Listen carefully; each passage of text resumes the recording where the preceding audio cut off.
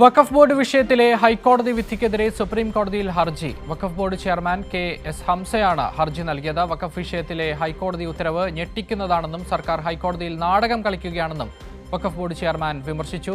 BJP. നേതാവിന്റെ ഹർജിയെ എ.ജി. പിന്തുണച്ചെന്നും വഖഫ് board chairman ചൂണ്ടിക്കാണിച്ചു. കേരള ഹൈക്കോടതിയുടെ ഈ കാര്യത്തിലുണ്ടായ നിലപാട് അത്യന്തം ഖേദകരമായി പോയി. വഖഫ് അമെൻമെൻറ്റ് ആക്ട്, ഉമീദ് ആക്ട് നിലവിലുള്ളപ്പോൾ ആക്റ്റിലും റൂളിലും ഒന്നും പറയാത്ത കാര്യമാണ് ബഹുമാനപ്പെട്ട കോടതിയിൽ മിനിഞ്ഞാന്ന് പ്രസ്താവിച്ചിട്ടുള്ളത്. ആ പ്രസ്താവം നിയമവ്യവസ്ഥയ്ക്ക് കളങ്കമാണ്. അതുകൊണ്ട് തന്നെയാണ് അത് മാറ്റണം, സ്റ്റേ വേണം എന്ന് ഞങ്ങൾ ബഹുമാനപ്പെട്ട സുപ്രീം കോടതിയിൽ ആവശ്യപ്പെട്ടിട്ടുള്ളത്.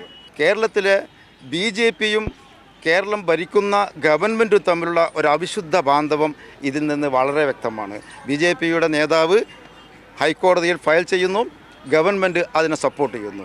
പ്രതിഭാഗത്തുള്ള ഗവൺമെൻറ് പറയുകയാണ് yes we R supporting the petition എന്ന് ഓപ്പണായി കോടതിയിൽ രണ്ട് നിലപാട് സ്വീകരിച്ച ഒരു കാര്യമാണ് ഇന്ന് വ്യക്തമായത്. കടുത്ത വഞ്ചനാത്മകമായ നിലപാടാണ് ഈ ഗവൺമെൻറ് സ്വീകരിച്ചിട്ടുള്ളത്. ആ ഗവൺമെൻറ് ജനങ്ങളോട് മാപ്പ് പറയണം.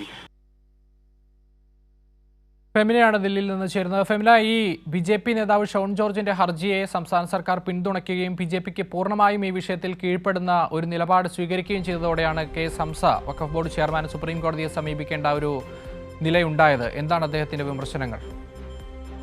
തീർച്ചയായും ഈ സുപ്രീം കോടതിയിൽ ഇത്തരത്തിൽ നേരത്തെ ഹൈക്കോടതി വഖഫ് ബോർഡ് പുനഃസംഘടിപ്പിക്കണമെന്നൊരു വിധി, പ്രത്യേകിച്ച് ഈ വഖഫ് ബോർഡിൽ മുസ്ലിംകളെ നിയമിക്കണം എന്ന തരത്തിലുള്ള ഈ സർക്കാരിന്റെ എന്ന തരത്തിൽ ബി.ജെ.പി. നേതാവായിട്ടുള്ള ഷോൺ ജോർജ് നൽകിയ ഹർജിയിൽ ഈ സർക്കാർ ബി.ജെ.പി.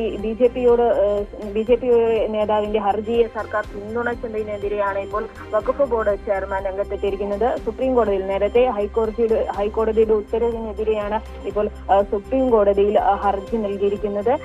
ഹൈക്കോടതി ഉത്തരവ് ഞെട്ടിച്ചു എന്നാണ് അദ്ദേഹത്തിന്റെ ഭാഗത്തു നിന്നുണ്ടായ ഒരു പ്രതികരണം. പ്രത്യേകിച്ച് സർക്കാർ ഹൈക്കോടതിയിൽ നാടകം കളിച്ചു എന്നാണ് അദ്ദേഹം പറയുന്നത്. ബി.ജെ.പി. നേതാവിന്റെ ഹർജിയെ സർക്കാർ പിന്തുണച്ചു.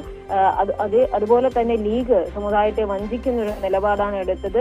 മുസ്ലിം ഇതര മതസ്ഥരെ, അതായത് മുസ്ലിങ്ങളെ നിയമിക്കുന്നതിനെതിരെ സുപ്രീം കോടതിയിൽ ഹർജി കൊടുത്ത ലീഗ് ഹൈക്കോടതിയിൽ ഒരു മറിച്ച് നിലപാടെടുത്തു എന്നും അദ്ദേഹം വിമർശിച്ചു. ഇപ്പോൾ സുപ്രീം കോടതിയിൽ ഹൈക്കോടതി വിധിക്കെതിരെ ഈ വഖഫ് ബോർഡ് പുനഃസംഘടിപ്പിക്കാൻ ഉള്ള അതിന് അനുകൂലമായിട്ടുള്ളൊരു നിലപാടെടുത്ത സർക്കാരിന്റെ ഒരു നിലപാടായിരുന്നു. ഹൈക്കോടതി പോലും അത്ഭുതപ്പെട്ടു എന്ന തരത്തിലാണ് അദ്ദേഹത്തിന്റെ പ്രതികരണം ഉണ്ടായത്. ഈ ഹൈക്കോടതി ഉത്തരവ് സർക്കാർ ഇത്തരത്തിലുള്ള നിലപാടെടുത്തതിന്റെ ഭാഗമായാണ് ഉണ്ടായത്. അതുകൊണ്ടാണ് ഇപ്പോൾ സുപ്രീം കോടതിയെ സമീപിക്കേണ്ടി വന്നത്. സുപ്രീം കോടതിയിൽ പ്രതീക്ഷയുണ്ട് എന്നാണ് വഖഫ് ബോർഡ് ചെയർമാൻ പ്രതികരിച്ചത്. എന്തായാലും സുപ്രീം കോടതി വഖഫ് ബോർഡിന്റെ ഹർജി തിങ്കളാഴ്ച പരിഗണിച്ചേക്കും. ശരി, ഫെമിനയാണ് ദില്ലിയിൽ നിന്ന് വിവരങ്ങൾ നൽകിയത്.